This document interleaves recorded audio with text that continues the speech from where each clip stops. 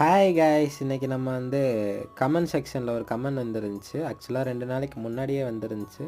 Top 5 budget friendly ஃபிஷ்ஷை பற்றி போடுங்கன்னு. அதில் ஃபஸ்ட்டு பார்த்தீங்கன்னா நம்ம பீட்டா ஃபிஷ்.